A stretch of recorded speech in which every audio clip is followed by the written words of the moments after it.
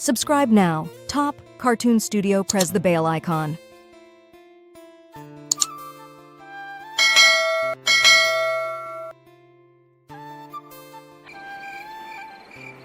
रात के 10 बज रहे थे।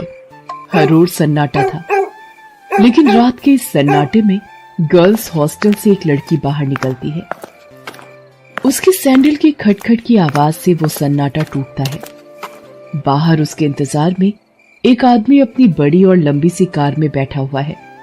वो उसकी कार के पास जाती है और उसके शीशे पर नॉक करती है। शीशा खुलता है। लड़की अंदर बैठे शख्स से पूछती है, दिवाकर मित्तल? अंदर बैठा आदमी सहमति में अपना सिर हिलाता है। फिर वो लड़की, जिसका नाम शोभा था, वो उसकी गाड़ी में उसकी बगल वाली सीट पर बैठ जाती है।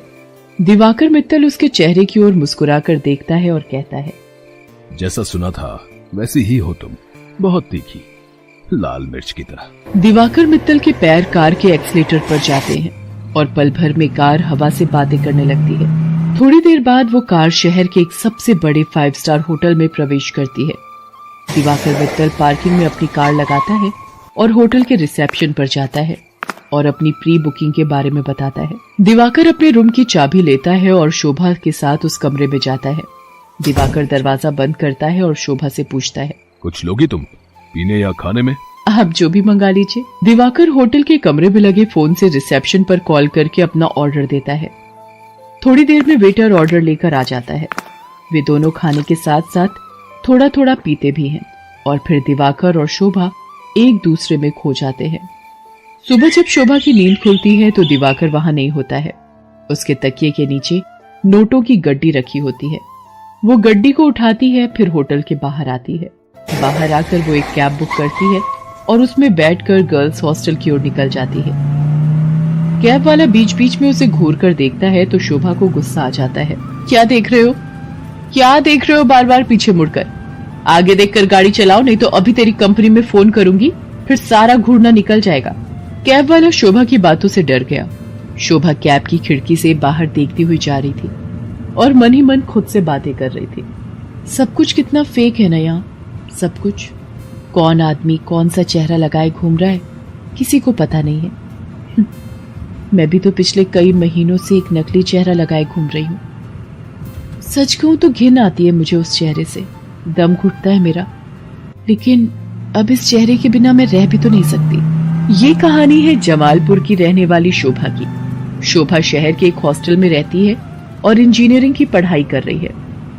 वो 8 महीने पहले ही शहर आई है। शोभा के पिता दीनदयाल उससे बहुत प्यार करते हैं। उसे अब भी याद है जब वो ट्रेन में बैठकर शहर आ रही थी तो। क्या बाबा, आप इस तरह बच्चों की तरह रोएंगे तो मैं शहर कैसे जाऊंगी? क्या कहूँ शोभा, 5 बरस की थी तू जब तेरी अम्मा तुझे गोद में डालकर हमेशा के लिए हम सबको छोड़कर चली गई। तब से तुझे ही देखकर जिया है। जानती हूँ बाबा। सोचा था कि एक बार ही तुझे विदा करूंगा जब तेरी शादी होगी, लेकिन शादी के पहले ही। ये कहकर दीनदयाल शोभा को गले लगाकर फिर से फूट फूट कर रोने लगा। ठीक है बाबा, मैं नहीं जाती हूँ शहर, यही रहती हूँ आपके पास। लेकिन आप ही तो हमेशा जिद करते हैं कि तुम्हें खूब पढ़ना है, बहुत बड़ा आदमी बनना है। अब आगे की पढ़ाई गांव में तो नहीं हो सकती, तभी तो मैं शहर जा रही हूँ। ठीक है, मैं ट्रेन से उतर जाती हूँ। उसी समय ट्रेन की सीटी बजी। दीनदयाल जल्दी से ट्रेन से उतरा। ट्रेन ने कुछ ही देर में रफ्तार पकड़ ली। शोभा ट्रेन से आगे निकलती गई और दीनदयाल पीछे छूटता गया। शहर में शोभा गर्ल्स हॉस्टल में रहने लगी और अपनी पढ़ाई करने लगी। उसकी रूम पार्टनर थी रेखा। रेखा का बैकग्राउंड भी शोभा की तरह ही था। उसके पिता नहीं थे। उसकी माँ दूसरों के खेतों में काम करती थी। बहुत कठिनाई से गुजर बसर होता था। एक दिन की बात है, शोभा कमरे की सफाई कर रही थी तो उसे रेखा के तकिए के नीचे से नोटों की गड्डी मिली। इतने सारे पैसे, ये यहाँ कैसे आए? रेखा उस समय नहा रही थी। जब वो नहाकर बाहर आई तो शोभा ने उससे पैसों के बारे में पूछा, लेकिन रेखा ने उसकी बात का सही सही कोई जवाब नहीं दिया। आश्चर्य तो हुआ क्योंकि वे दोनों अच्छे दोस्त थे। कुछ बात तो है जो रेखा मुझसे छिपा रही है, लेकिन क्या? शोभा ने एक बात और नोटिस किया कि हफ्ते में 3-4 दिन रेखा रात को कहीं चली जाती थी और सुबह वापस आती थी। उसने इस बारे में भी रेखा से पूछा तो तू भी बिना मतलब जासूसी करती रहती है। तू अपने काम से काम रखना। मैं कहाँ जाती हूँ, क्यों जाती हूँ, हर चीज का हिसाब देना जरूरी है क्या?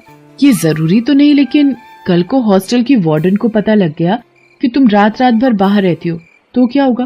तुझे पता है ना वो कितनी स्ट्रिक्ट है। तो उसकी फिक्र मत कर, मैं संभाल लूंगी उन्हें। धीरे धीरे शोभा ने रेखा की लाइफस्टाइल में बहुत तब्दीली देखी। वो महंगे से महंगे कपड़े और जूते खरीदती, लेटेस्ट मोबाइल फोन रखती, उसका जब जो मन करता वो करती। शोभा उसकी लाइफस्टाइल से बहुत प्रभावित हो गई। शोभा ने बचपन से अब तक गरीबी ही देखी थी, इसलिए उसका भी मन करता कि वो भी नए कपड़े खरीदे, महंगे मोबाइल रखे, उसका जो मन करे वो कर सके। रेखा देख, मैं तुझसे ये नहीं पूछने वाली कि तू ऐसी रईसों वाली लाइफस्टाइल कैसे जीती है, लेकिन मैं भी तेरी तरह जीना चाहती हूँ। मैं तंग आ गई हूँ एक एक पैसे के लिए तरसते हुए। पहले तो रेखा टाल मटोल करती रही, लेकिन फिर उसने सच्चाई बता दी कि वो एक कॉल गर्ल का काम करती है। उसकी बातों को सुनकर शोभा शॉक्ड रह गई और उसने कहा कि अगर ये बात वार्डन को पता लग गई तो बड़ी भोली है रे शोभा। हॉस्टल की वार्डन को सब पता है, वही तो हमें दबाव डालकर भेजती है लोगों के पास। वार्डन की सारी सच्चाई जानकर शोभा एक बार फिर से चौंक गई। रेखा ने उसे ये भी बताया कि हॉस्टल की कुछ और लड़कियां ये काम करती हैं। शोभा को ये सब सुनकर अजीब तो लगा, लेकिन बेहतर लाइफस्टाइल के चक्कर में वो अपने सम्मान का सौदा करने के लिए तैयार हो। मैं इस गंदे दलदल में फंस गई हूँ। हालांकि इस दलदल ने मुझे बहुत सारी वो चीजें दी जिसके लिए मैं तरसती थी, लेकिन मैंने अपनी मासूमियत खो दी है, मैंने अपनी शांति खो दी है, मैंने अपनी पवित्रता खो दी है। बाबा को कितनी उम्मीद थी मुझसे, और मैं क्या करने लगी मैं। शोभा की आंखें भीग गई थी। वो अब ये काम नहीं करना चाहती थी, लेकिन हॉस्टल की वार्डन उस पर बार बार दबाव डाल रही थी। देख शोभा, जल में रहकर मगर से बैर मत कर, और हाँ, ये सती सावित्री बनने का नाटक छोड़ और जो बोलती हूँ वो कर। शोभा ने वार्डन को फिर से इनकार कर दिया। गुस्से में वार्डन ने उससे कहा, देख शोभा, तेरा इनकार तेरे भविष्य के सारे रास्ते बंद कर देगा। मेरी एक शिकायत पर कॉलेज से भी तुझे निकाल दिया जाएगा, और तुझे मैं इतना बदनाम करवा दूंगी कि इस शहर तो क्या, तू कहीं भी किसी को मुंह दिखाने के लायक नहीं रहेगी। शोभा उस रात हॉस्टल से निकली तो जरूर, लेकिन उसने कुछ तय कर लिया था। वो हॉस्टल से निकलकर सीधा पुलिस स्टेशन पहुंची और इंस्पेक्टर नाज़नीन को हॉस्टल और वार्डन की सारी सच्चाई बता दी। शोभा की बात सुनकर नाज़नीन शॉक्ड रह गई। शर्म आ रही है मुझे तुम पर और उन सभी लड़कियों पर जो अच्छी लाइफस्टाइल के चक्कर में शॉर्टकट अपनाती हैं और अपने सम्मान का सौदा करती हैं, और तुम जैसे मासूम लोगों का फायदा तुम्हारी वार्डन जैसे लोग उठाते हैं। मुझसे बहुत बड़ी गलती हो गई इंस्पेक्टर नाज़नीन। मुझे खुशी है कि तुम्हें अपनी गलती का एहसास तो हुआ, लेकिन ये गलती कोई और ना करे और तुम्हारी वार्डन किसी और का फायदा ना उठाए। इसके लिए इस पूरे रैकेट को तोड़ना पड़ेगा।